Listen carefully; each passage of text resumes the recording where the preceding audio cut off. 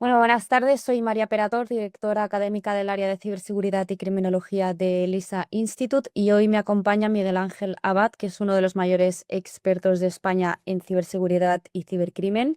Su vida profesional comenzó en el 99 en el ámbito de la programación y en 2006 se integró en la Escuela Facultativa Superior de la Guardia Civil como teniente, siendo destinado al Servicio de Informática y Estadística. En 2008 y hasta 2021 fue destinado como jefe de servicio de ciberseguridad al Centro Nacional de Protección de Infraestructuras Críticas. Y tras su paso por aquí, en 2021 fue destinado como jefe del Grupo de Intervención Tecnológica del Departamento contra el Cibercrimen de la Unidad Central Operativa de la Guardia Civil, más conocida como la UCO. Y actualmente forma parte del equipo que conforma en Guardia Civil para planificar la transformación digital en el cuerpo. En el ámbito académico, para aquellos que no lo conozcáis, es ingeniero informático con máster oficial de posgrado en inteligencia artificial, así como doctorado en ingeniería informática por la Universidad Politécnica de Madrid. A su vez, dispone del diplomado de Estado Mayor de las Fuerzas Armadas y del diploma de Informática Militar de la Academia de Ingenieros del Ejército de Tierra. Y por último, destacar que ha sido condecorado con la Cruz de Plata al Mérito de la Guardia Civil y Cruz al Mérito Policial con distintivo blanco. Desde 2022, Miguel Ángel es profesor de LISA Institute en el área de ciberseguridad. Miguel Ángel, para mí es un auténtico honor tenerte en esta masterclass. Bienvenido. Muchas gracias, María, y buenas tardes a todos. Bueno, para aquellos que no sepáis, este tipo de masterclass forma parte de más de las 50 sesiones en directo que se realizan en el contexto del máster profesional de analista criminal y de criminología aplicada, que es un máster universitario que ofrecemos desde el LISA Institute 100% online, de 9 meses de duración, con profesores con amplia experiencia en el ámbito. Además, este máster, para los que estéis interesados, otorga una doble titulación con tanto desde LISA Institute como la Universidad a Distancia de Madrid. Y el objetivo principal es que podáis obtener la formación de profesionales como Miguel Ángel, que son profesionales en activo y que es totalmente un máster inmersivo. Antes de poder empezar con la presentación de esta masterclass, me gustaría pues que nos remontáramos 20 años atrás, Miguel Ángel. El crimen organizado tenía una estructura física muy clara, cárteles, mafias, bandas, y hoy en día los cibercriminales operan desde cualquier parte del mundo sin necesidad de verse las caras. ¿Podemos decir que el cibercrimen ha cambiado para siempre el concepto tradicional del crimen organizado?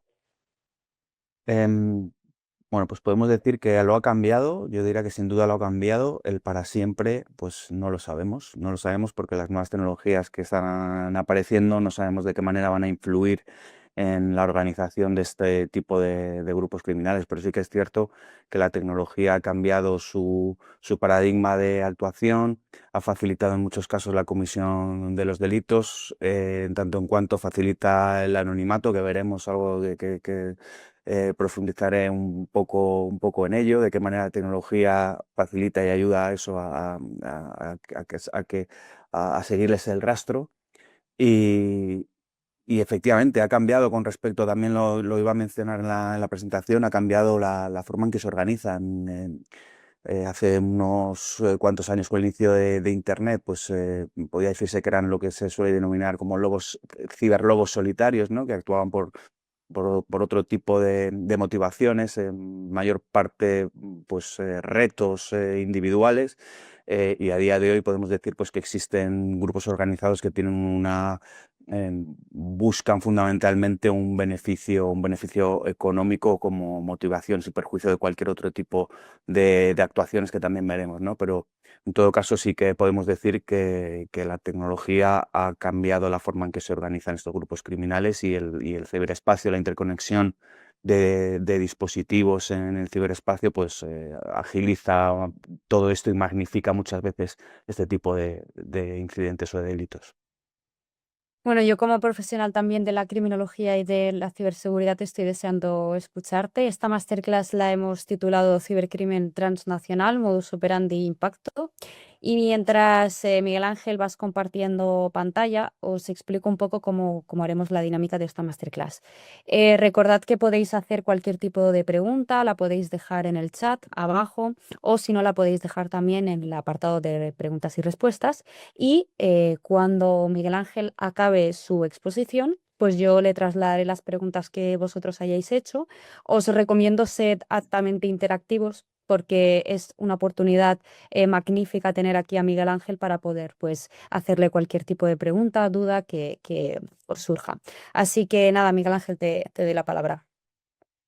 Muchas gracias, María. Bueno, como decías, lo he centrado la presentación hacia esa transnacionalidad del cibercrimen, que veremos que está muy directamente relacionado con lo que veníamos hablando del anonimato y la interconexión de sistemas en el ciberespacio. Quería comenzar con esta cita de Peter Sivaks, un experto desarrollador de Linux, que en el año 2000 venía a decir que existen y existían en aquel momento y siguen existiendo determinados perfiles que puede decirse que son, digamos, mentes brillantes en el campo de la informática, que por sí solos podían, bueno, pues podían ser 100 veces más productivos que otros programadores de su ámbito de actuación. Estas mentes brillantes todos sabemos que pueden actuar para el bien o pueden actuar para el mal, para el mal. En este caso, la frase está orientada para el bien, a pesar de que aparece el término hacker. Quería aquí pararme un momento, que el término hacker no siempre es un término, no debe entenderse como un término peyorativo en el sentido de que un hacker no es por sí mismo un criminal, un delincuente. ¿Vale? Cuando el hacker comete delitos con su conocimiento, sus actuaciones, sí que debe tener ese término peyorativo, pero que es ciberdelincuente, no un hacker. Un hacker es aquella persona que tiene ciertas inquietudes tecnológicas, que quiere conocer las entrañas de los sistemas, ya sean sistemas hardware o software, para conocer el máximo detalle. Y este máximo detalle le puede llevar a descubrir, pues, lo que se denominan como puertas traseras, que, como digo, pueden utilizarse para el bien, es decir, para avisar al fabricante que tiene una vulnerabilidad y que debe de solventarla, o para el mal, es decir, utilizar esa puerta trasera para hacer ataques o vender ese conocimiento a terceros para que lo utilicen. Esto, como digo, esta frase es del año 2000 y lo que planteo es, ¿sigue vigente este tipo de conocimientos con carácter o comportamientos individualizados? Bueno, pues yo diría que con carácter general no. Y me adelanto al desarrollo. He concluido he hecho mal la conclusión antes del análisis, pero el análisis es el siguiente, el que muestro en pantalla. Es decir, al final, en el contexto de comienzo de este siglo, teníamos personas que se regían por una productividad individual, en el sentido de esa motivación individual de retos, de valorar si ese conocimiento era adecuado o no. Eh, Eran acciones individuales, como digo, basadas en retos consigo mismo, independientemente de que pudiesen vender esas campañas, esas actividades que habían, o esas vulnerabilidades que habían detectado. Se basa fundamentalmente en infraestructura local, sin perjuicio de que utilizasen Internet, por supuesto, para conectarse a terceros sistemas, pero era infraestructura propia, es decir, con su propio entorno, en muchos casos incluso doméstico. Tenían objetivos individuales con objeto bueno, viene relacionado con la infraestructura reducida que utilizaban, ¿no? Esos objetivos eran individuales y tenían por objeto simplemente probar si su conocimiento era válido y adecuado. Era un cibercrimen, pongo ahí, quirúrgico, en el sentido de que iba dirigido a exclusivamente validar esos conocimientos que tenían los hackers, y tenía una alta dosis de creatividad. Es decir, en el momento que algo cambiaba o que no les funcionaba, pues se buscaban las mañas con una alta capacidad intelectual para buscar unas formas alternativas.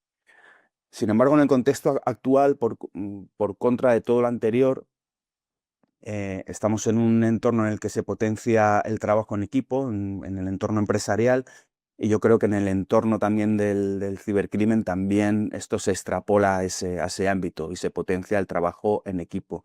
Y la productividad a principios del siglo era individual, ahora se busca una productividad basada en la especialización de personas, de las distintas personas que conforman este equipo. Antes era una productividad individual con un conocimiento global del que les permitía hacer las campañas por sí mismos y ahora no, ahora se buscan puestos de trabajo, entre comillas, especializados. Pues uno especializado en redes, otro especializado en sistemas IoT, especializados en determinados software. Em, a diferencia de las acciones individuales que planteaba, pues existen redes jerárquicas criminales. Esta jerarquía, esta especialización se materializa en una red jerárquica que distribuye distintas funciones y capacidades y actuaciones por parte de los criminales. Los ataques ya se convierten en organizados y distribuidos a nivel global, utilizando toda la infraestructura mundial de Internet y automatizando al máximo todas estas capacidades. Los objetivos, por tanto, se convierten en objetivos globales, ya no son objetivos individuales para comprobar el conocimiento y un reto específico, sino que son objetivos globales y en muchos casos veremos que indiscriminados. El cibercrimen quirúrgico que decíamos se convierte en un crimen como servicio, es decir, ya no te hace falta tener ese conocimiento técnico en todos los casos, sino que puedes, pagando por el servicio, que unos terceros, esas redes jerárquicas criminales, lo hagan por ti. Y una alta dosis de automatización que, desde mi punto de vista, reduce en algunos casos la creatividad en este tipo de actuaciones. Todo esto se ve facilitado porque, como decíamos, el ciberespacio nos proporciona unas grandes características y unas nuevas oportunidades de las cuales somos conscientes porque nos aprovechamos en nuestro día a día, y ejemplo es la clase, el seminario que estamos teniendo a día de hoy, que hace unos años no sería posible. El ciberespacio, como digo, nos ofrece estas nuevas oportunidades, pero tiene unas particulares amenazas que no debemos de olvidar. La comisión de actos criminales en este entorno pues requieren un bajo coste, no requieren con carácter general de un alto despliegue económico para la adquisición de material específico para llevar a cabo la comisión de hechos delictivos. Em, se caracteriza por la ubicuidad, es decir, son de fácil ejecución, más si cabe con el concepto de crimen como servicio. Si no es fácil, ya habrá alguien con conocimientos técnicos suficientes que lo haga y lo ponga a disposición de aquellos que no tienen esa capacidad. Tiene una alta efectividad e impacto, em, en el sentido de que puede afectar la interconexión que caracteriza el ciberespacio, puede afectar a distintos dispositivos y a distintos entornos empresariales o incluso domésticos, a los ciudadanos, y tiene un reducido riesgo para el atacante. Es decir, si al final no funciona su acción delictiva, en realidad pierde poco, pierde muy poco. O sea, es un win-win. El criminal, podríamos decir que a priori no tiene nada que perder. Si a esto unimos que el ciberespacio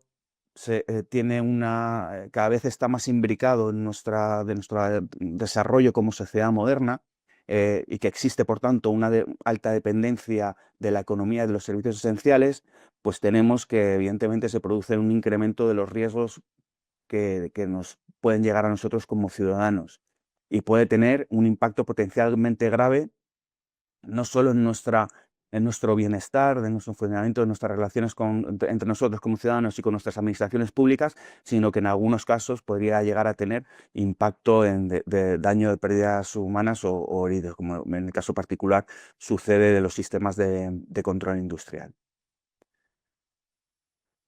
Ahora bien, ¿qué tipo de actores son los que se manejan en el ciberespacio o pueden hacer un uso ilícito del ciberespacio? Bueno, pues por una parte tenemos los estados extranjeros que en este este caso entraríamos en el ámbito del espionaje. Los conflictos, cualquier tipo de conflicto de ámbito geopolítico puede hacer uso del ciberespacio como una herramienta, como un medio más de acción para tomar ventaja frente al enemigo.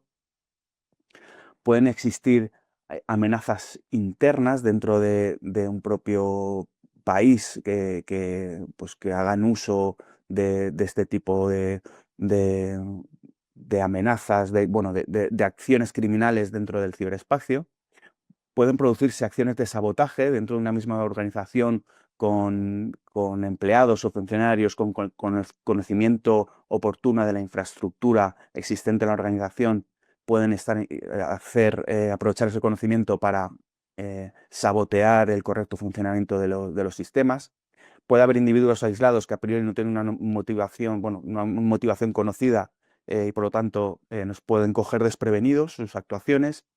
Acciones de espionaje en ese sentido, a diferencia de las de los estados extranjeros, de espionaje industrial, de recopilación, robo de información que permita tener una prevalencia de conocimiento intelectual sobre una materia determinada de ámbito industrial, como digo. Las organizaciones terroristas en el sentido de su funcionamiento interno, es decir, de qué manera el ciberespacio facilita la comunicación entre los miembros de estas organizaciones, facilita también la promoción de sus sanciones terroristas, la recolección de individuos para ganar su confianza y hacerles miembros de las organizaciones. El ciberespacio también puede utilizarse para este tipo de acciones. La delincuencia, por supuesto, que es lo que estamos hablando, el cibercrimen. Entornos activistas para hacer acciones, proclamas que se difunden con una alta eficacia y con un bajo coste, como hemos visto. El terrorismo, en el sentido de diferencia, igual que antes, de manera similar a lo que decía anteriormente, em, el terrorismo entendido como acciones ilícitas en el ciberespacio que tienen por objeto causar daño en pérdidas bueno, en vidas humanas o en causar daños con heridos. El crimen organizado, entendido como que se utiliza el ciberespacio para, igual que las organizaciones terroristas, para facilitar la comunicación entre sus miembros, y acciones de hacking para bueno, pues entrar en sistemas y bueno, afectar a su disponibilidad, integridad o confidencialidad. Todos estos actores que son los que muestra la estrategia de ciberseguridad nacional son, como vemos, diversos, distintos en sus motivaciones. eh, Muchos de ellos pueden llegar a utilizar las mismas técnicas, tácticas y procedimientos, pero su motivación puede variar. Entonces, lo importante que sacar de aquí es la dificultad que entraña la atribución de un hecho delictivo en el ciberespacio. Y todo ello refleja además el objeto de lo que estamos hablando, la transnacionalidad de este tipo de acciones. Al final, todos estos actores no tienen por qué estar limitados o no tienen por qué ejecutar sus acciones ilícitas desde una misma localización geográfica, sino que pueden utilizar infraestructura de todo el mundo. Al final, todo esto lo que produce es un incremento en el riesgo en la seguridad nacional. Si bien hasta hace, pues yo diría, inicios del siglo hablábamos como elementos que afectaban a la seguridad nacional, el terrorismo internacional, las armas de destrucción masiva o el crimen organizado, aparece un nuevo elemento que son los ciberataques como un elemento desestabilizador que puede ser desestabilizador de nuestra seguridad nacional y seguridad internacional, hablando en el ámbito de la Unión Europea en particular. Muestro esta gráfica porque en el eje de abscisas aparece la probabilidad y ordenadas el impacto. eh, los ciberataques son elementos o acciones que tienen una alta probabilidad de que sucedan y cuando suceden tienen un elevado impacto, como se puede observar aquí. Lo tienen incluso, como ven, superior en muchos casos a las acciones terroristas. Es decir, el impacto puede llegar a ser superior. Este impacto puede medirse de distintas maneras, como hemos visto, y veremos ahora. Puede tener un impacto económico, puede tener un impacto motivacional, o sea, de la percepción de los ciudadanos, un impacto en pérdida en daños, ¿no? En daños humanos. Si hablamos de impacto económico, lo tiene, por supuesto, y hay estudios que dicen que el impacto económico del cibercrimen para este año es de 10,5 trillones de dólares, o sea, un impacto pues altamente muy elevado.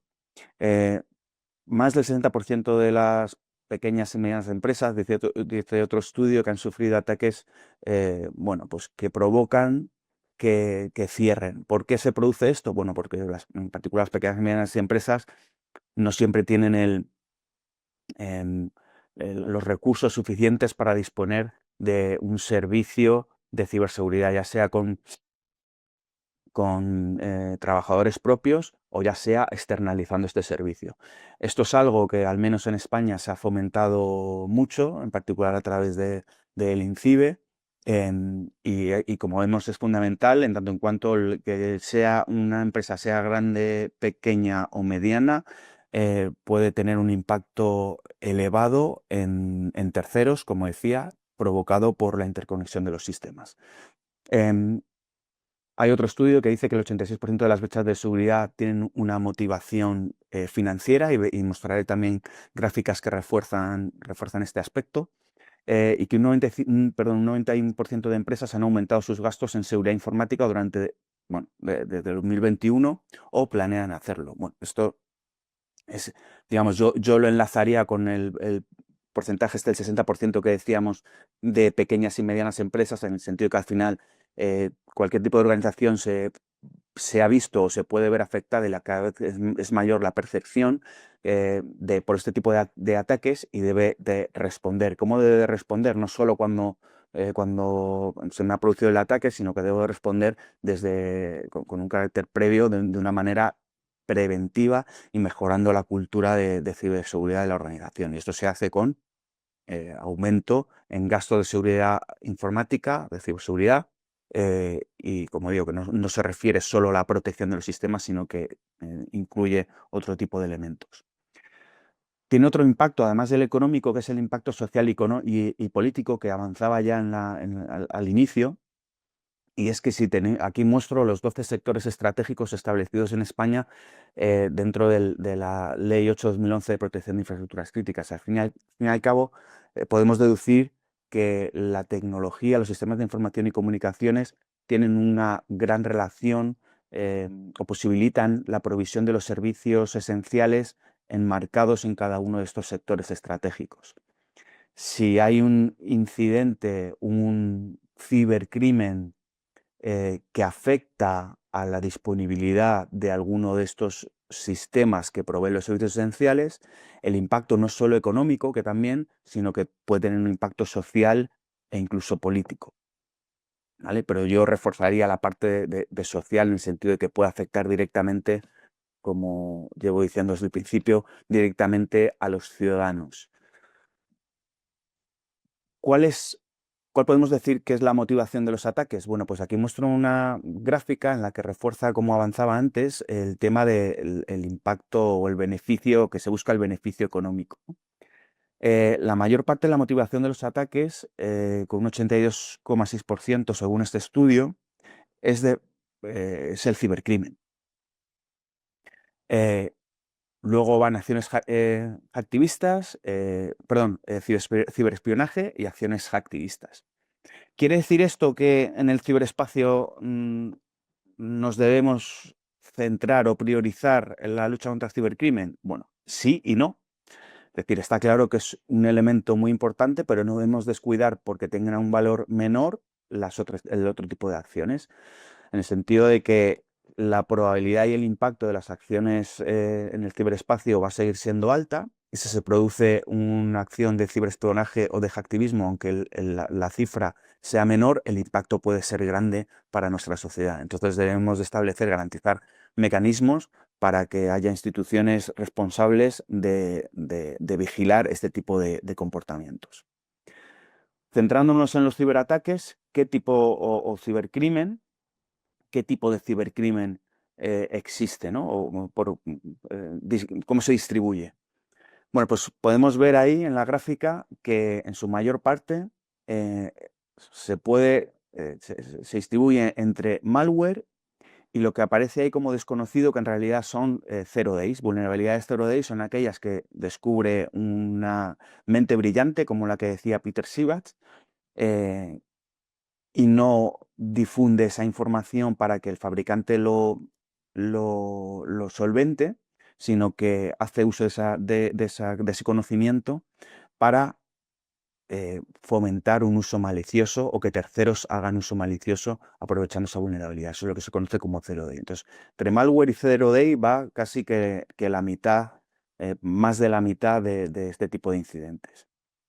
Luego aparecen incidentes que utilizan vulnerabilidades conocidas, lo cual es algo peligroso en el sentido de que puede ser muestra, reflejo de una ausencia de equipo de ciberseguridad que decíamos antes, que en muchos casos se produce y que provoca que no se actualicen los sistemas como deberían y que existan vulnerabilidades conocidas que se conoce que pueden atacarnos por esa vía y no hemos puesto el remedio adecuado para ponerle barreras a ese tipo de incidentes. ¿Y cuáles son las víctimas? Bueno, pues en función de los tipos de ataques, si ponemos ahí en el color rojo es el cibercrimen. El cibercrimen vemos que está presente en todos y cada uno de los sectores, digamos, de operación a nivel global. En particular en el sector industrial. ¿Por qué? Porque tiene, como decíamos, una motivación económica. Ciberespionaje, por ejemplo, aparece. Tampoco es de extrañar que aparezca en distintas industrias como espionaje industrial y en administración pública y defensa como espionaje llevado a cabo por terceros estados, ¿no? Y aparece también, como vemos, en el sector de la ciencia para obtener conocimiento. ¿De acuerdo? Bien, con esto, al final, lo que podemos deducir también es que los dominios dentro del ciberespacio han evolucionado. En el sentido de que a principios de siglo también podíamos hablar de ciberseguridad y cibercrimen con sus distintas particularidades que indicaba, en acciones individuales frente a acciones más organizadas, que es el cibercrimen. La ciberseguridad existía en el sentido de que también existían equipos especializados en proteger los sistemas, ya fuesen de entorno doméstico o empresarial más o menos grande.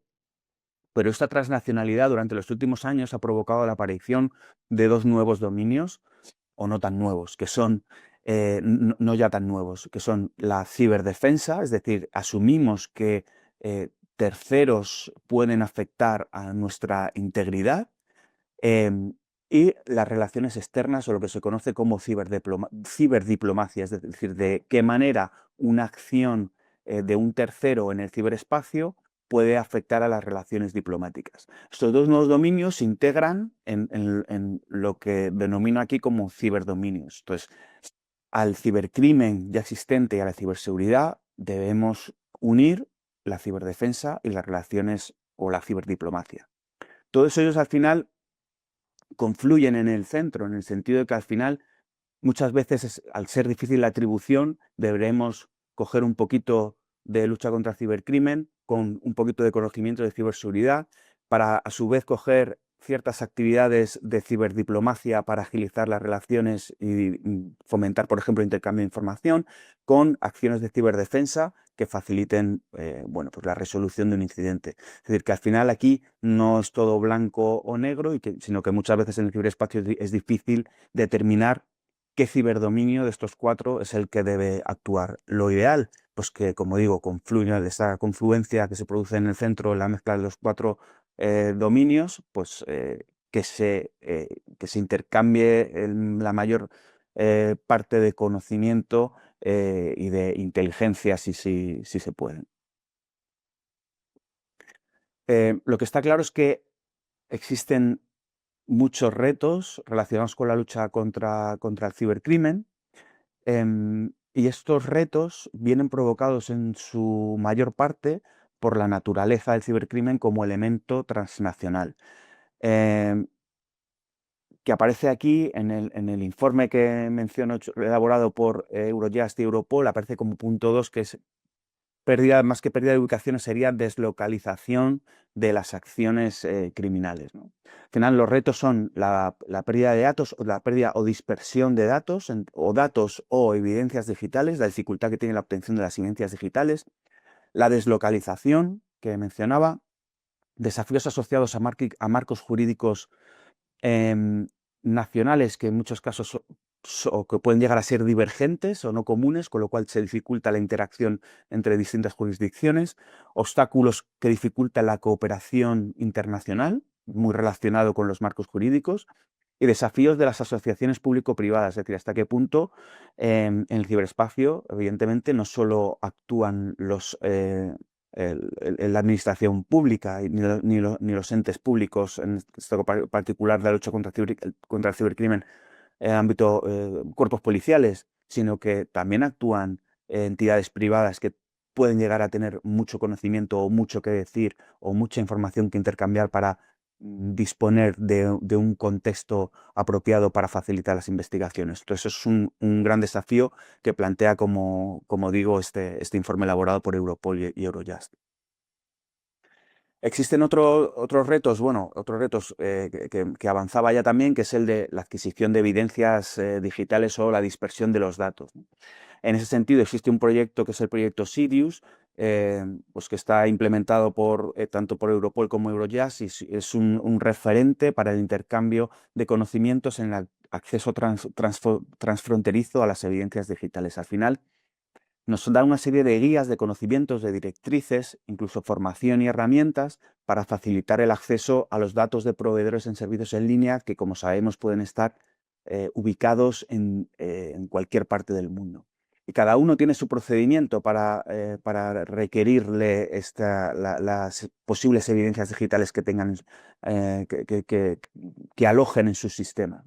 Entonces, esta gran dispersión de procedimientos y de requerimientos, pues hace que sea necesario pues, proyectos como Sirius para poner un poco de orden o guías que orienten a de qué manera tengo que pedirlo, o si hay alguien con experiencia que lo ha hecho ya y que me diga a qué problemas se ha enfrentado, o evitar que me echen para atrás un requerimiento determinado porque no cumple con los requisitos de la empresa a nivel formal incluso, ¿vale? Entonces, bueno, pues actualmente Sirius presta servicio pues, a 44 países, que representa a todos los Estados miembros de la Unión Europea y otros terceros países, ¿no? Que al final se trata de fomentar el intercambio de información o, en este caso, de mejores prácticas para el acceso a las evidencias digitales transfronterizas.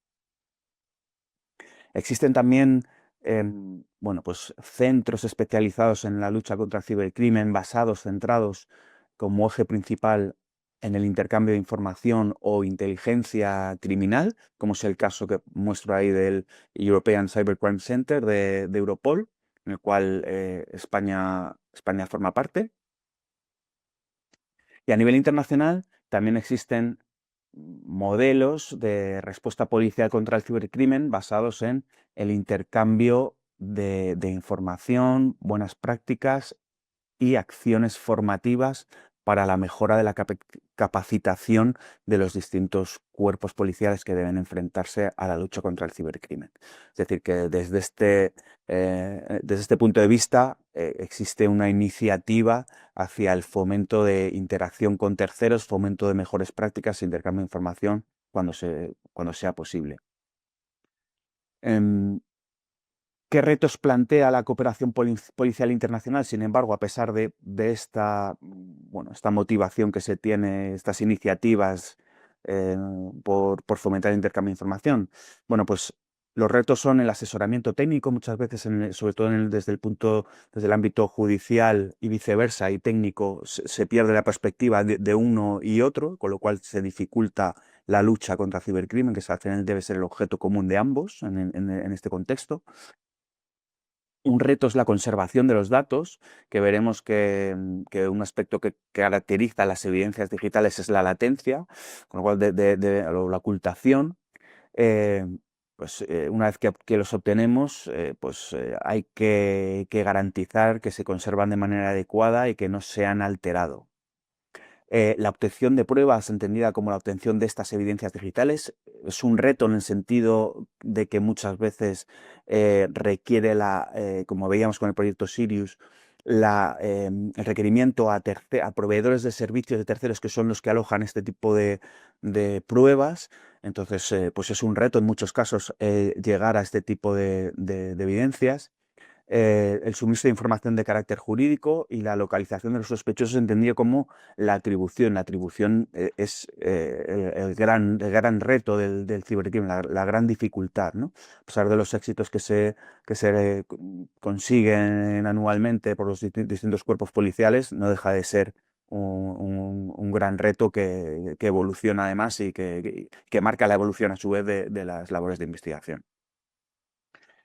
Centrándonos ahora en las tendencias del cibercrimen, pues lo he reducido a dos, desde mi punto de vista, que son quizás las más, no diría importantes, pero sí más relevantes, que son el ransomware y los BEC, los Business Email Compromise. Comenzando por el ransomware, que es, para aquellos que no lo sepan, el ransom viene de ransom, que es rescate en inglés, y ware de la que se pone de software y hardware, ¿no? Pues ransomware.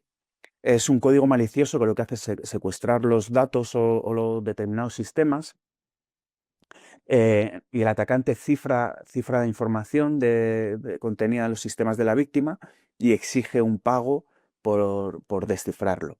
Este pago sabemos que no siempre hay una causa-efecto en este pago, es decir, muchas veces puede suceder que se pague y no se obtenga el descifrado, ¿no? Los sistemas, digamos, profesionales de los criminales sí que eh, se caracterizan por una calidad del servicio, entre comillas, y sí que descifran, pero debemos ser conscientes de que puede producirse al ser no deja de ser una extorsión, pues estamos en manos del criminal. Y la otra tendencia que avanzaba es el Business Email Compromise, o correo empresarial comprometido, que consiste en un engaño, suplantación de identidad a través del correo electrónico, y que tiene, de nuevo, una motivación económica. Al final, eh, utilizando las mismas técnicas empleadas para el robo de información o datos, es decir, acceder a la información concreta y detallada de la persona o de la organización o de ambos, consiguen engañar pues al responsable, por ejemplo, de las finanzas de la organización, y le mandan un correo, por ejemplo, simulando ser el CEO de la empresa, diciendo que es muy urgente que haga una transferencia a tal cuenta bancaria, porque hay que desbloquear una transacción en la que está en riesgo la credibilidad de la empresa, ¿no? Entonces mete cierta presión, cierta urgencia. La persona encargada de las finanzas ve que todo es correcto, al final le llega desde un correo muy similar al del CEO, el lenguaje utilizado es muy similar al que está acostumbrado en su trato diario en la organización, y al final, como digo, con esa urgencia, esa presión, llevan al engaño. Y como digo, con siempre una motivación económica. Y hablando de motivación económica, al final, o relacionado con la motivación económica, está el uso de las monedas virtuales por parte de los cibercriminales. Los cibercriminales usan las monedas virtuales de distintas maneras. Pueden utilizarlas como medios de pago o medio de pago en el crimen como servicio. Es decir, yo cometo mis hechos delictivos y la manera en que me pagas este servicio de consultoría, por decirlo de alguna manera, es que me vas a pagar con monedas virtuales. Em, Otro uso que le dan es para hacer transacciones en la dark web, es decir, en la dark web que sabemos que se eh, fomenta el anonimato de las interacciones, pues ponen a la venta productos ilícitos como puedan ser drogas o armas o incluso tráfico de órganos, utilizan de nuevo las monedas virtuales como medio de pago de estas transacciones. Pueden utilizarlo para las extorsiones, como es el caso, hemos visto, del ransomware. Pueden utilizarlo para labor de minado, para obtener un beneficio económico a través del minado de criptomonedas. Pueden utilizarlo como acción criminal dirigida a robar los wallets, los monederos de terceros, ya sean ciudadanos u organizaciones. O pueden utilizarlo también como acciones criminales dirigidas a obtener el dinero de los que se conoce como los exchanges, que son las agencias u organismos que traducen o que cambian la moneda virtual a moneda fiduciaria, es decir, por ejemplo, de un Bitcoin a un euro. Si yo ataco a ese organismo, o lo hacen los cibercriminales, pues obtienen un beneficio económico, ya sea a través a través de las monedas virtuales que gestiona este tipo de organización. Las transacciones de las criptomonedas sabemos que, a pesar de que siendo pública por la cadena de bloques, utilizan pues mecanismos para intentar dificultar su trazabilidad, y aparecen gráficos mucho más complejos que este, que, como digo, dificultan llegar a conocer cuáles han sido los saltos que se producen desde un origen y un destino, con lo cual dificultan de nuevo la atribución de una determinada transacción económica. Y por eso hacen uso los criminales de este tipo de monedas virtuales.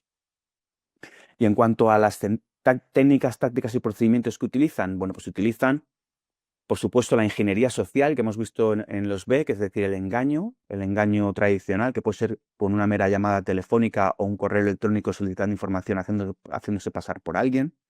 Suplantaciones de identidad muy relacionadas con la ingeniería social. El phishing, es decir, el coger información simulando formularios o páginas web legales o normales, lícitas, simulan estas páginas, entornos lícitos, pero detrás nos están requiriendo información que puede comprometernos, ya sea de manera inmediata o en el medio o largo plazo. Información que recopilan y pueden llegar a utilizar en cualquier momento. El empleo de botnets como elementos tecnológicos que infectan en cualquier momento y que está a disposición de los criminales para la comisión de hechos delictivos, fomentando lo que comentaba en las primeras transparencias, fomentando la automatización en la comisión de los hechos delictivos. Y, por supuesto, el desarrollo de malware, que en cierto modo también facilita la existencia de los botnets, en tanto en cuanto son elementos del malware, que es lo que infecta los sistemas, y, como digo, puede utilizarse para un beneficio inmediato, como puede ser afectar la disponibilidad de un sistema determinado, o para mantenerlo infectado, y yo, desde un sistema de command and control, cuando quiera, cojo el control de esos sistemas, de esos dispositivos infectados, y hago, pues, por ejemplo, una denegación de servicio distribuida contra un objetivo, ya sea que tenga una motivación particular o que me hayan pagado por hacerlo. Todo esto se ve facilitado, la acción de los criminales se ve facilitada o potenciada por distintos elementos. El primero de ellos ya lo hemos visto, que es la transnacionalidad. Esto, sin duda, potencia y facilita la comisión de hechos delictivos y facilita su comisión y dificulta la atribución.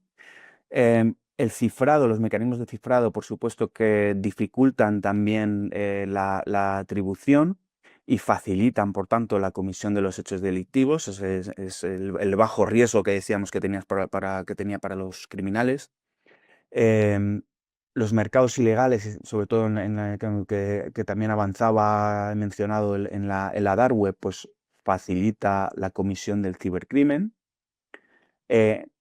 Mencionaba antes en la dark web armas, drogas, pero puede ser también venta de malware.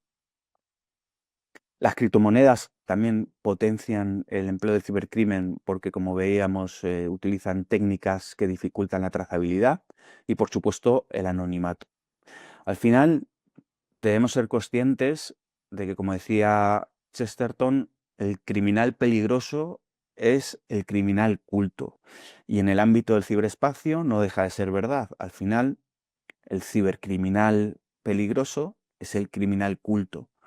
Culto desde el punto de vista de la frase inicial de Peter Sivats, de aquella persona que tiene un conocimiento, unas ganas de aprender nuevas tecnologías, pero que además las emplea hacia el mal en lugar de hacia el bien. Entonces debemos estar preparados todos, y no hablo cuando digo preparados, no me refiero a los cuerpos policiales, sino que me refiero a todos los ciudadanos. Debemos estar preparados para enfrentarnos a este tipo de incidentes o de delitos de los cuales podemos ser víctimas, aunque solo sea para saber cómo debemos de responder, en el sentido simplemente poner una denuncia. La transnacionalidad nos lleva a que una persona, un criminal, que aquí dibujo en el lado derecho, desde un país como Rusia, pueda utilizar sistemas de mando y control con servidores en distintos países a lo largo del mundo, que a su vez utilice técnicas de ingeniería social con llamadas telefónicas mm, con operadores de telefonía en Reino Unido, que utilice técnicas de suplantación o ingeniería social también, empleando servidores de correo electrónico en Suiza, que utilice criptomonedas con un exchange en Canadá y que al final ataque a una empresa española.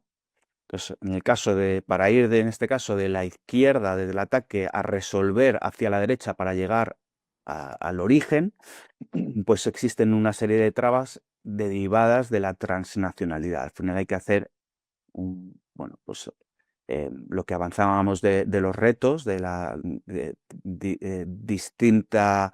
distintas jurisdicciones, distinta normativa, distintos requerimientos a operadores de servicios en Internet, como puede ser estos hosting web que hospedan el sistema de mando y control. Entonces, la transnacionalidad sin duda dificulta todo esto.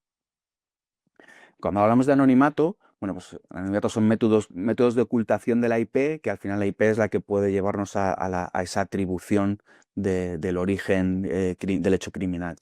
Utilizan redes privadas virtuales, utilizan proxies, utilizan navegación anónima y todo eso en una primera capa para luego emplear, por ejemplo, pongo ahí escritorios remotos para acceder a sistemas intermedios desde los cuales llevan a cabo sus acciones criminales, con lo cual todo esto se ve potenciado, dificultado aún más. Cuando hablamos del cibercrimen, debemos ser conscientes de que existen delitos dependientes de la tecnología y existen unos delitos que ya existen per se, que existían con carácter previo a la tecnología, pero que se ven facilitados o potenciados con la existencia de la tecnología. Si hablamos de delitos dependientes de la tecnología, es decir, que no existen sin la tecnología, hablamos de ransomware, hablamos de troyanos, de malware, de denegaciones de servicio distribuidas, de botnets. Cuando hablamos de delitos facilitados, es decir, de aquellos delitos que ya existían y que se ven potenciados con la tecnología, hablamos de estafas. Las estafas existían previamente a la tecnología. Los tráficos ilícitos, terrorismo, las fake news o las amenazas, por poner algunos ejemplos. ¿Vale? Y debemos ser conscientes del impacto que tiene la tecnología en unos casos y en otros. Si limitamos la tecnología o dificultamos el empleo de la tecnología para la comisión de hechos delictivos dependientes, erradicaremos esos tipos delictivos, pero no aquellos que se ven facilitados por la tecnología, que seguirán utilizándose por otros medios. Y hablando de evidencias digitales, que también he mencionado algo al principio, me gustaría recalcar aquí cuáles son sus características para que vean la dificultad que tiene la gestión, la adquisición y gestión de este tipo de evidencias. Son intrusivas en el sentido de que debo acceder al medio en el que se alojan, evidentemente. Son intangibles, no se perciben, con lo cual son difíciles de encontrar en muchos casos. Lo positivo es que son reproducibles, pero a su vez es un riesgo, en el sentido de que si lo reproduzco y lo altero, que es la siguiente característica, puede poner en riesgo la investigación. Son volátiles, debo garantizar que, es decir, se pueden borrar, con lo cual debo garantizar que se guardan de manera adecuada, y son latentes, están ocultos. Debo saber dónde tengo que acceder en función del dispositivo en el que se alojan o en función del servicio de Internet que los aloja. Debo saber dónde ir y cómo pedirlo para obtener la evidencia adecuada. ¿Por qué?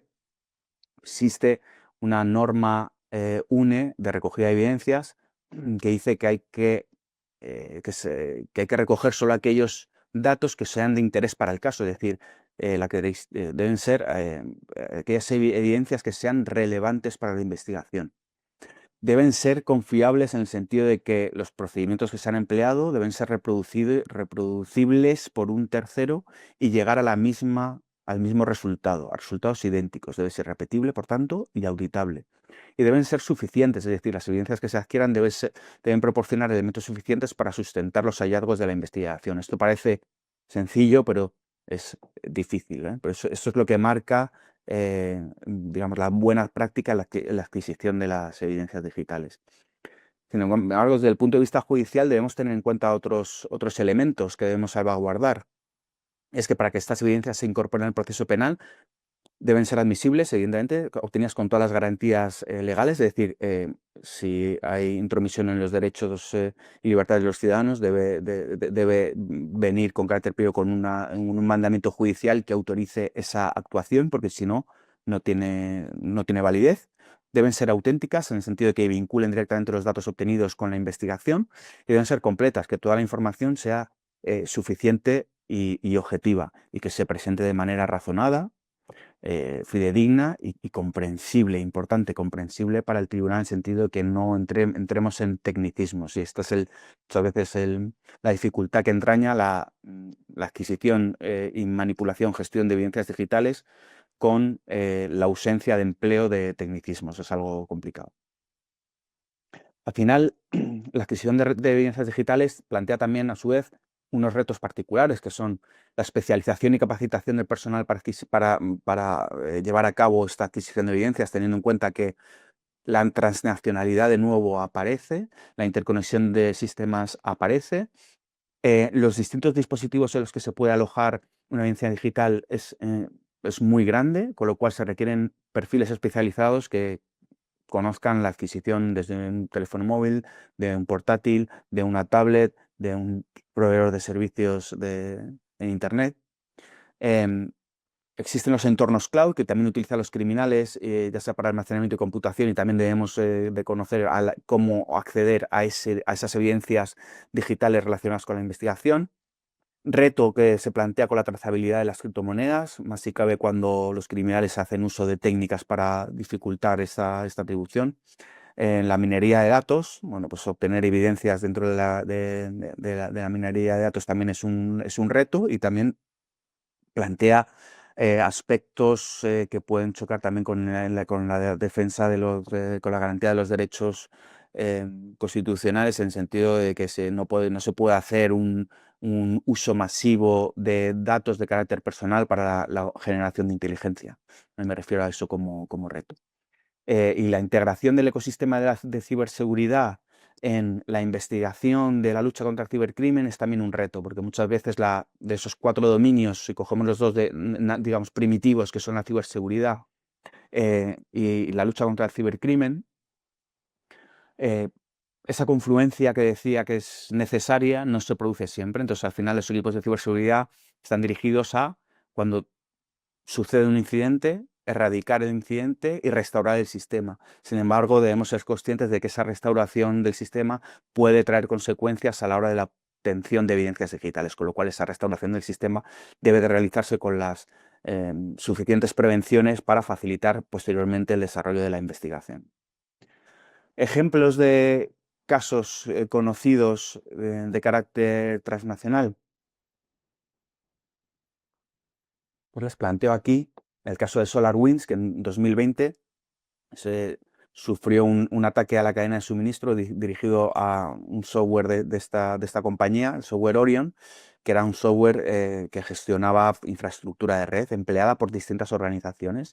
Lo que hicieron los criminales fue inyectar un código malicioso en forma de malware en actualizaciones legítimas de este software. Entonces, todas aquellas compañías que utilizaban el software, que lo tenían contratado, con una actualización aparentemente legítima, se veían infectados.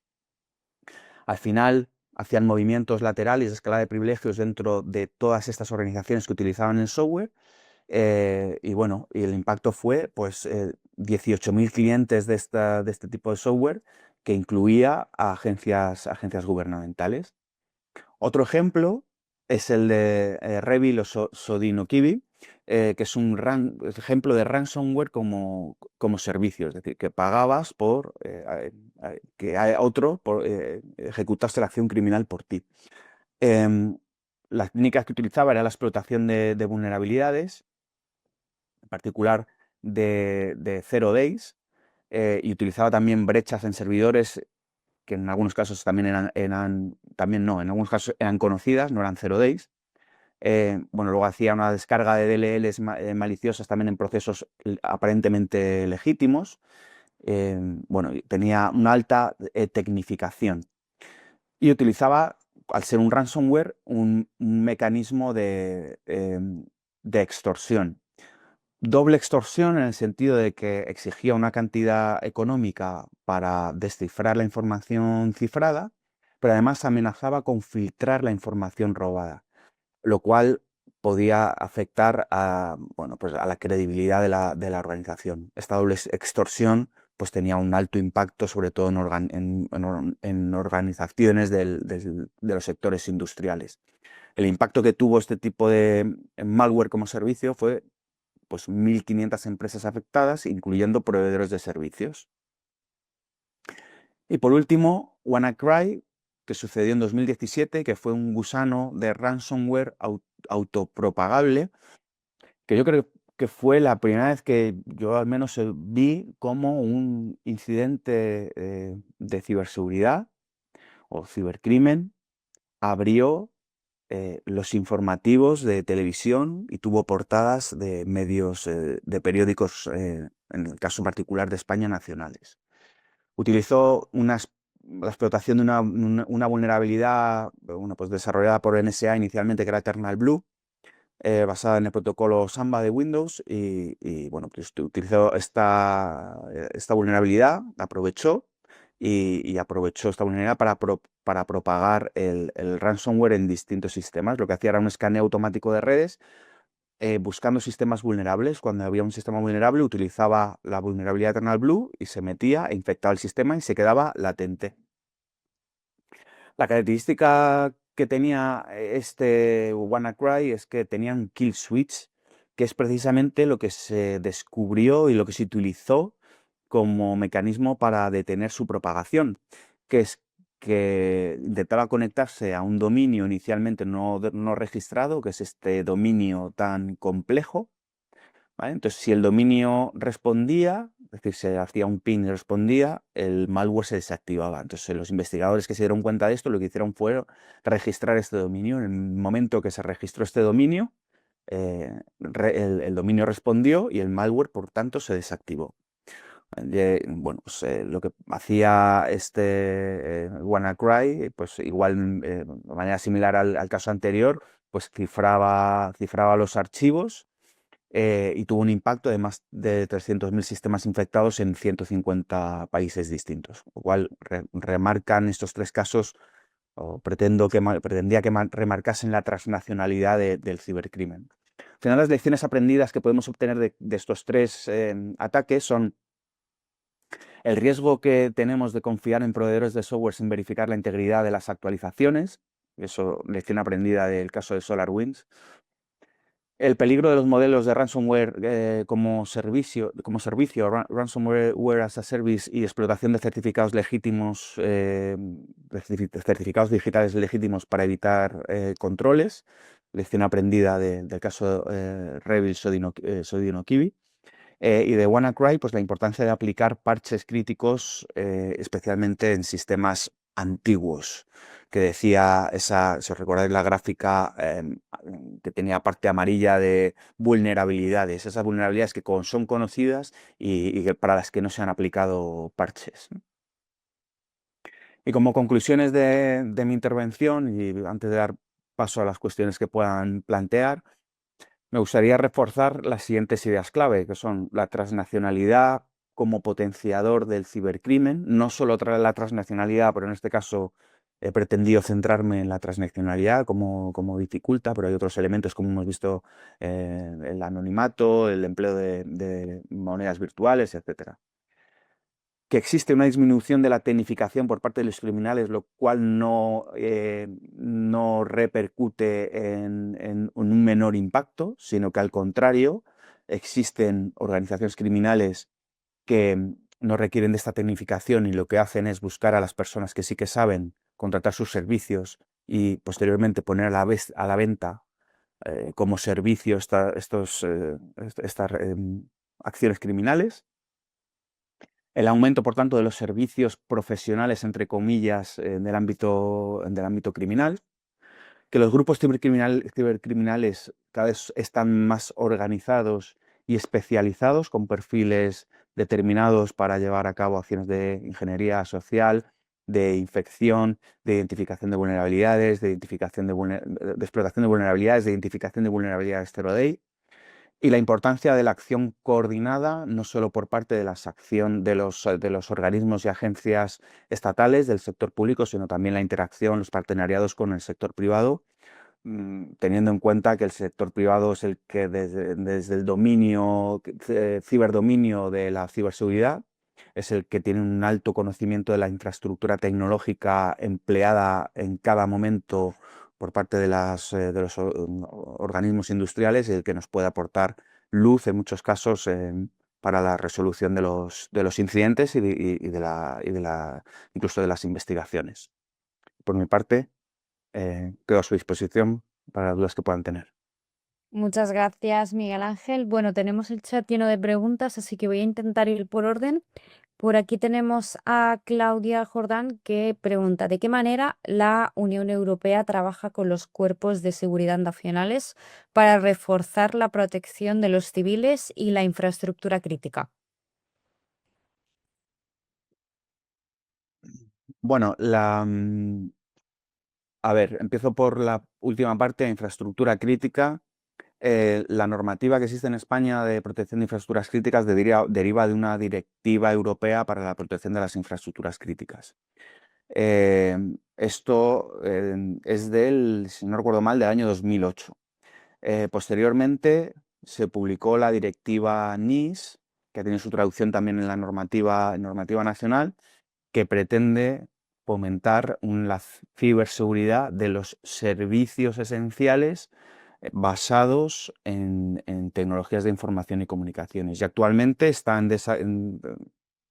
ha aprobado la ley que se llama Ley NIS 2, que está pendiente de transposición a nivel nacional, que también va en ese mismo sentido de reforzar la protección o la seguridad, ciberseguridad de los servicios esenciales em, que se sustentan con sistemas de información y comunicaciones. Entonces, desde esa perspectiva de protección de infraestructuras críticas, la Unión Europea ha trabajado, diría, con esos tres hitos: protección de infraestructuras críticas, directiva NIS y directiva NIS 2.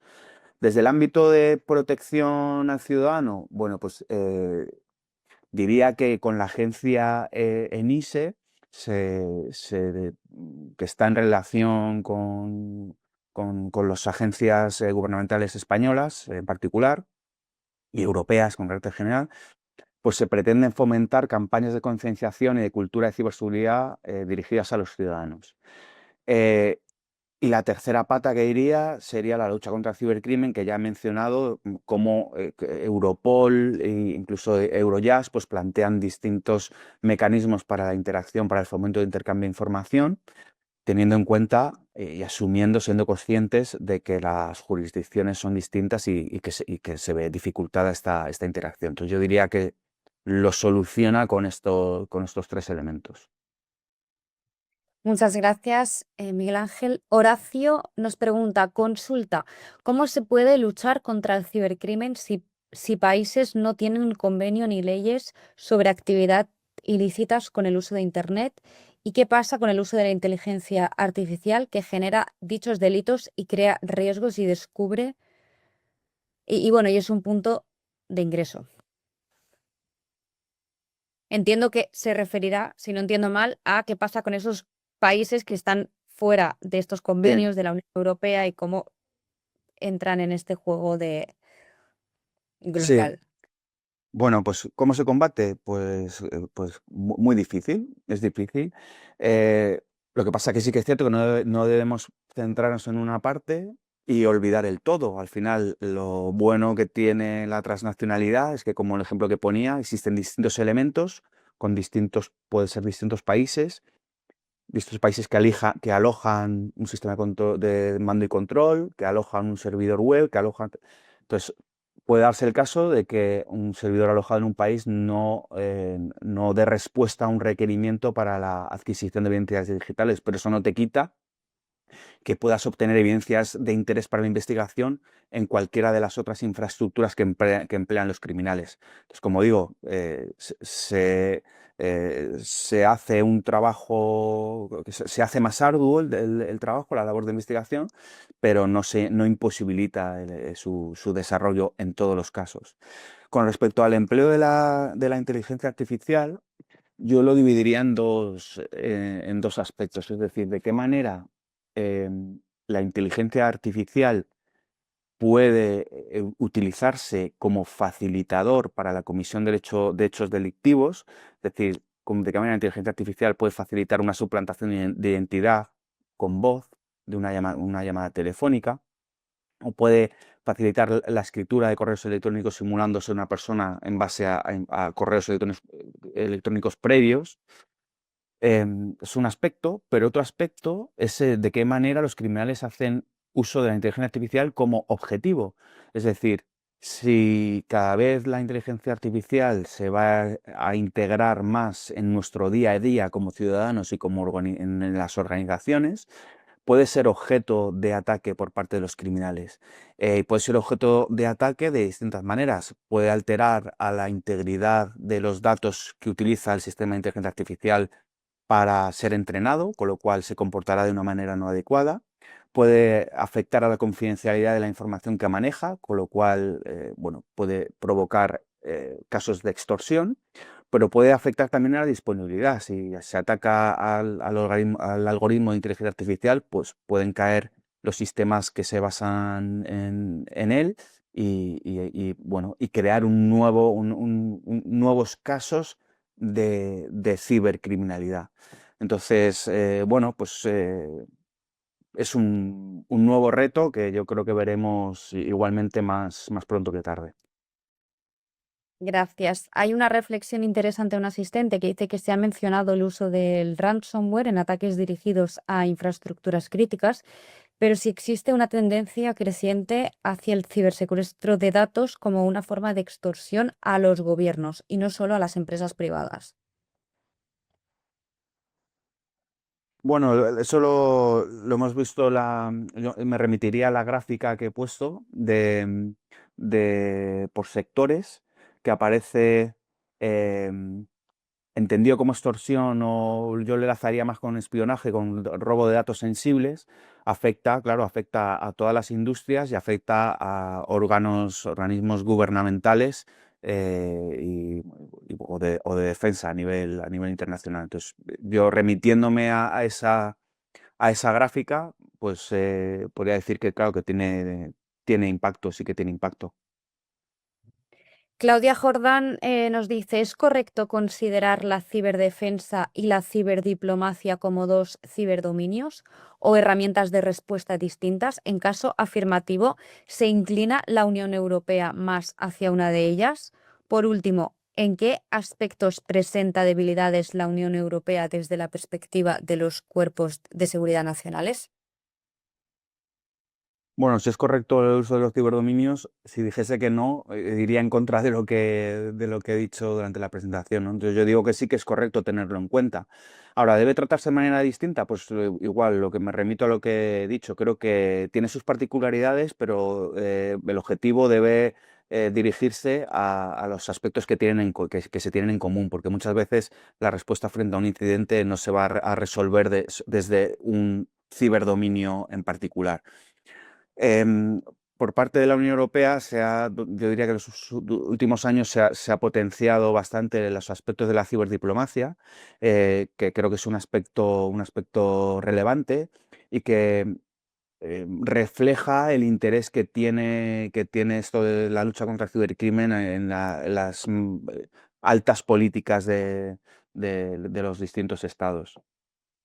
En cuanto a la debilidad que tiene la Unión Europea con los cuerpos policiales, no entiendo muy bien la pregunta, pero más que debilidad, refuerzo la parte de la dificultad que tiene la interacción entre países. En el caso particular de la Unión Europea, esa interacción se produce, porque el marco jurídico es común y no existen esas fricciones. Yo diría que es saliendo de la Unión Europea cuando pueden surgir problemas. Gracias. Siguiendo, Franz van der Blom nos dice, ¿cómo podemos diferenciar si un ataque procede de un grupo criminal frente a otros actores sofisticados como los grupos sponsorizados por estados? Mm. Eso es una buena pregunta porque es difícil de resolver. Es decir, la atribución es uno de los aspectos que también mencionaba que es de lo más difícil de acometer. Eh, y de hecho, uno de los aspectos más complejos son lo que se denominan como ataques de falsa bandera, que son ataques que se cometen simulando ser un individuo, agente, estado, como se quiera llamar, cuando no es realmente el que ha cometido el hecho. Por tanto, ¿cómo se hace? Pues con cuidado. Es decir, en el caso de la lucha contra el cibercrimen, si se procede a la detención de una persona que ha cometido el hecho, como hemos visto, es porque se sustentan unas evidencias digitales, unas pruebas que se han planteado en el órgano judicial que son suficientes, están probadas, valga la redundancia, están bien explicadas y llevan a la comisión de esa autoría. Existen otro tipo de incidentes, como podemos decir los tres que he mencionado, en los que la autoría se puede presuponer y hay investigadores que hacen bueno, pues sus análisis, pero no se ha llegado, hasta donde tengo entendido, a la detención de ningún grupo criminal o individuo.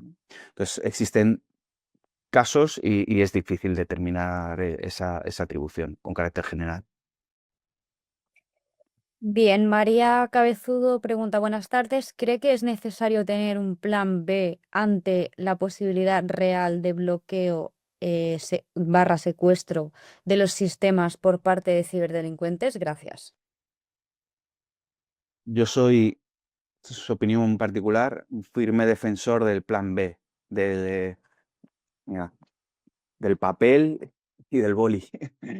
Yo creo que o sea, el vivir en un ámbito tecnificado está muy bien, pero sabemos que tiene sus riesgos, ¿no?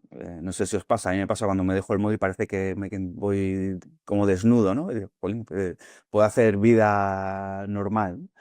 Entonces, yo diría que sí, que hay que tener un plan B, aunque solo sea el que tenga menos dependencia de esos sistemas.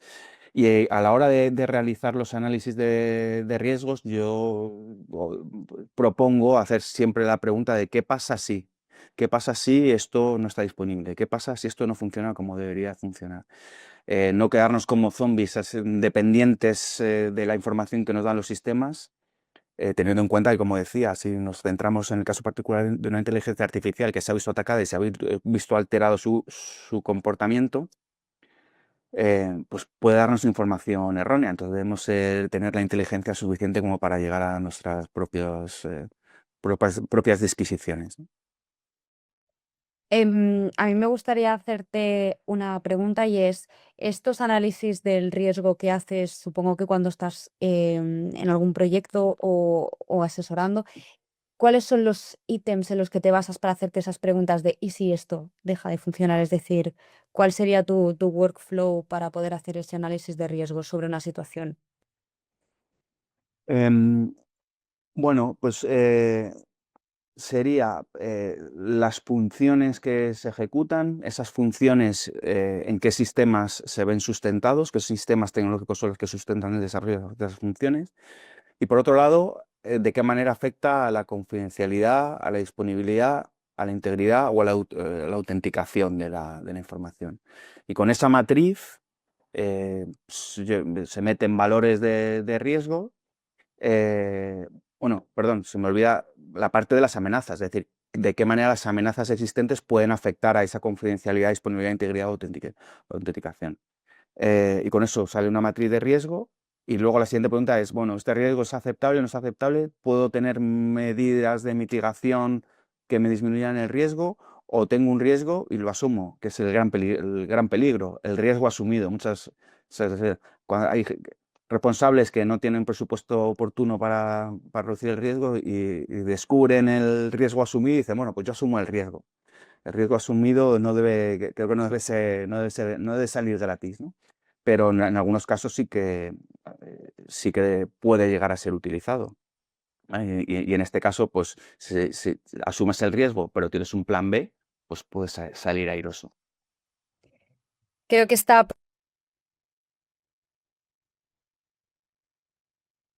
pregunta puede... Me he caído. Ahora, Ahora he vuelto. sí. Vale. Que con la creciente digitalización de los sistemas gubernamentales y la administración pública, ¿estamos preparados para un ataque de gran escala contra las bases de datos estatales o aún existen vulnerabilidades críticas en estos sistemas? No sé si existen vulnerabilidades, no sé si estamos... iba a decir, no sé si estamos preparados, sé que estamos preparados, no sé de qué manera cuando se produzca, qué va a suceder, evidentemente. Pero sí que estamos preparados desde el punto de vista de que existen agencias gubernamentales en particular que se encargan de proteger estos sistemas. Hasta el CCNCER como CER de referencia de la administración pública, que hace una gran labor. Está el INCIBE-CER, que como CER de referencia del sector empresarial y de los ciudadanos, que también hace una gran labor. Entre ellos, pues seguro que intercambian información y hacen crecer nuestra ciberseguridad en el ámbito nacional. Y como digo, pues a nivel nacional, pero luego a nivel particular existen agencias bueno, autonómicas o locales que tienen sus propios equipos de respuesta, que en este caso están coordinados por el CCNC y que garantizan, en cierto modo, el estar preparados frente a incidentes de ese tipo. Es decir, no labores solo de detección, sino prevención, de detección y de respuesta en el caso de que aún así, a pesar de que las medidas de prevención que se han implantado no hayan sido suficientes, pues ser capaces de responder y de seguir funcionando. Entonces, yo en ese sentido, como ciudadano, estoy tranquilo porque tenemos unas agencias bastante potentes y profesionalizadas. Gracias, Miguel Ángel. Por aquí nos preguntaba María Cabezudo si dónde se puede estudiar ciberdiplomacia. Informaros que hemos lanzado un máster en LISA, que es nuevo y conglomera toda la parte de ciberseguridad, ciberdefensa y ciberinteligencia. Y justamente tratamos una de las asignaturas es de ciberdiplomacia. Así que voy a decirle a mi compañera Nerea que os pase la información de ese máster por si es de vuestro interés porque hasta el día de hoy es el único máster en toda España que lleva estas tres patas de ciberseguridad, ciberdefensa y ciberinteligencia. Y luego por aquí nos preguntan que al evolucionar tan rápido el cibercrimen, como has explicado, ¿cómo os mantenéis vosotros desde la Guardia Civil actualizados en términos de amenazas y estrategias de ataque? Pues con mucho conocimiento, iniciativa, formación y con disposición de personal que enmarcaría en la frase primera, es decir, personal altamente capacitado, pues que en lugar de optar por el mal, ha optado por el bien y utiliza sus conocimientos para enfrentarte a este tipo de situaciones. Pero sin duda, con una constante formación y actualización de conocimientos. Es decir, lo que eh, hacíamos hace 3 años probablemente hoy haya variado y haya que adaptarse. Y aprovechando esto, seguramente que muchos de nuestros asistentes pues les gustaría quizá formar parte de la Guardia Civil, de estos grupos. ¿Cómo captáis vosotros ese talento? A través de, bueno, siendo una administración pública, teniendo que pasar un proceso de oposición, ¿no? ¿Cómo captáis ese talento ciber, digamos? Bueno, pues existen distintos mecanismos. Sabéis que en la Guardia Civil existen distintas escalas. Entonces, de la escala de guardias, pues hay un paso por la Academia de Guardias en la cual ya se dispone o sea, se conocen los perfiles y, bueno, pues ahí ya se pueden empezar a hacer entrevistas para ver si el perfil en realidad es adecuado para este tipo de labor. Eh, Luego se ha habilitado también este año por primera vez el acceso a la escala de oficiales con titulación universitaria. Entonces, en el caso de la informática uno telecomunicaciones, son titulaciones que posibilitan el acceso a esta escala de oficiales, como digo. Entonces, en este caso serían 2 años de academia y se saldría con el empleo de teniente. Y aquí algo similar, es decir, eso no te hace que vayas a ir destinado a un destino técnico, pero evidentemente se intentan reaprovechar esos perfiles en la medida de posible y al final, más pronto que tarde, pues lo ideal es que terminen en este campo de actuación.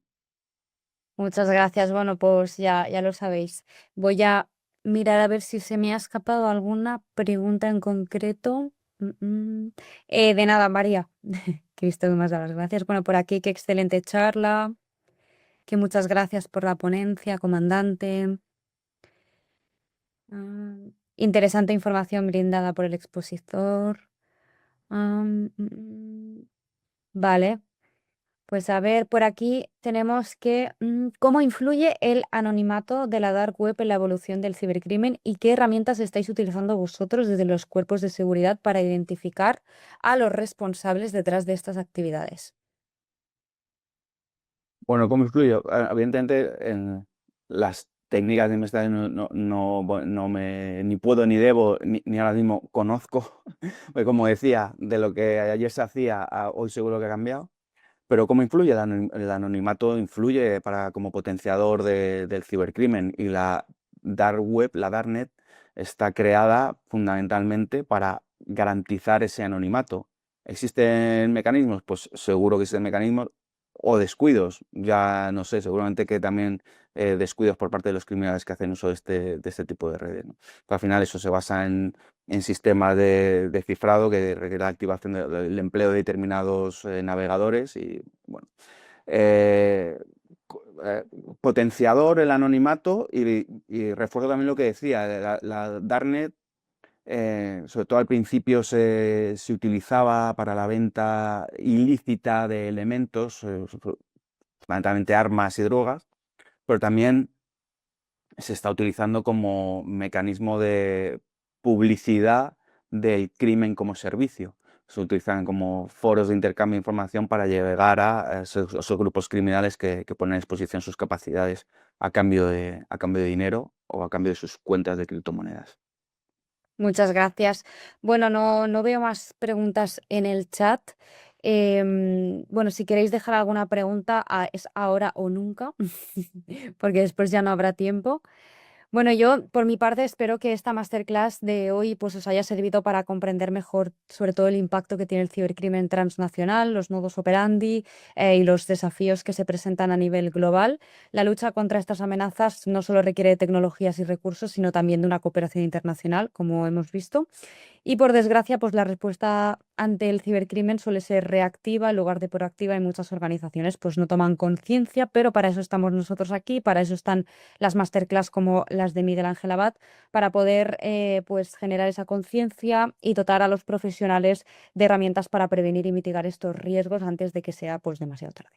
Y bueno, para aquellos interesados en continuar formándose en estas áreas, ya tenéis abiertas las inscripciones tanto para el máster de analista criminal y criminología aplicada como para el máster de ciberseguridad, ciberinteligencia y ciberdefensa, que ya he comentado que dará comienzo después de verano, pero ya están abiertas las plazas. Son plazas limitadas, 20, porque va a ser súper práctico. Vais a tener un montón de ejercicios súper prácticos para poder aprender de verdad lo que es la ciberseguridad. Y para ello, pues podéis solicitar una entrevista para ver si sois aptos para ser admitidos. Así que dicho esto, por mi parte, Miguel Ángel, y en nombre del equipo de LISA y de toda la audiencia, muchísimas gracias por compartir tu experiencia y tus conocimientos. Y a todos vosotros, si os ha resultado interesante esta masterclass, pues os animo a que la compartáis con vuestro entorno. Miguel Ángel, muchísimas gracias por haber compartido este rato. Muchas gracias a ustedes por la atención. Que vaya muy bien. Gracias a todos. Un abrazo. Hasta la próxima. Chao.